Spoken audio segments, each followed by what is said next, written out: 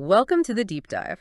Today, we're tackling something every project manager faces, dealing with, well, surprises during execution.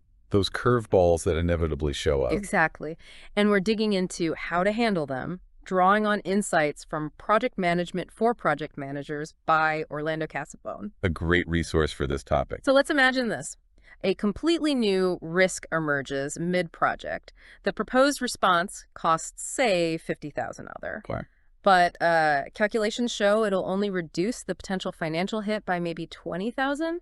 So you spend more than you directly save on that specific impact number. Right. That's a tricky situation. And that kind of event immediately triggers two really critical processes. Which are? Risk management, specifically risk control and integrated change control. They have to work together here. Okay, let's break that down. This new risk appears. What's the immediate action from a risk control angle? First off, you check the situation for any leftover threats. We call that residual risk. Residual risk. So even with a response plan, the danger might not be completely gone. Precisely. Your response might mitigate it, reduce it, but maybe not eliminate it. So you need to keep an eye on what's left. How do you keep an eye on it? What does that involve practically? It means actively observing, monitoring the situation, looking for signs that the remaining risk could still cause problems, and, crucially, updating the risk register. Ah, the risk register. It's not just a setup document then. Absolutely not. It has to be a living document. You're constantly feeding new information back into it, observations, updates on the risk status. And also, I guess, checking if the response you pick is actually, working. Yes, that's the process assessment piece. Did the response do what we expected?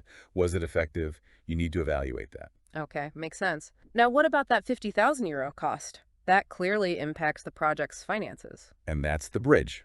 When your risk response affects the budget, or maybe the schedule, or even the project scope. Like adding cost does. Exactly. Then you need a change request. It's the formal mechanism to signal that this risk response requires a modification to the agreed-upon project plan. So the risk response itself sort of triggers the need for integrated change control. It often does, especially when there are significant impacts.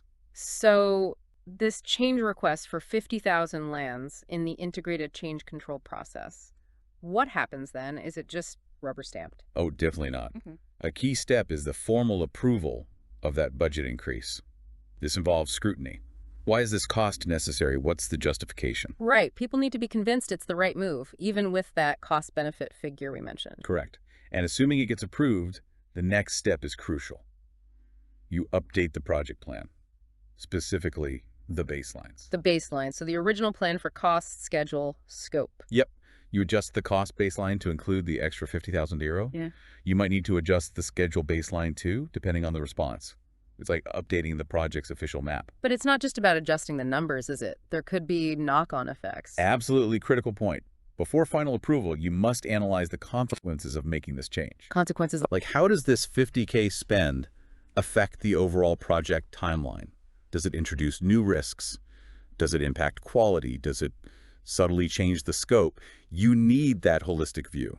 So you're looking at the ripple effect across the whole project, not just the single risk or the budget line item. Precisely. You need to understand the full impact before committing. Yeah. It prevents solving one problem only to create, three others elsewhere. So bringing it together, when a risk response has these bigger implications, needing more money, more time, potentially shifting scope, it can't stay just within risk management's view. Correct. It has to flow through integrated change control for that formal assessment, approval, and integration into the overall plan. But risk management doesn't just stop once the change request is made, right? No. Risk management keeps monitoring. Is the response, once implemented, still effective? Is that residual risk behaving as expected? It's an ongoing cycle. So it's this constant interplay. Change control handles the formal approval and integration of significant changes, while risk management ensures the responses are appropriate, monitored, and the overall risk picture stays up to date.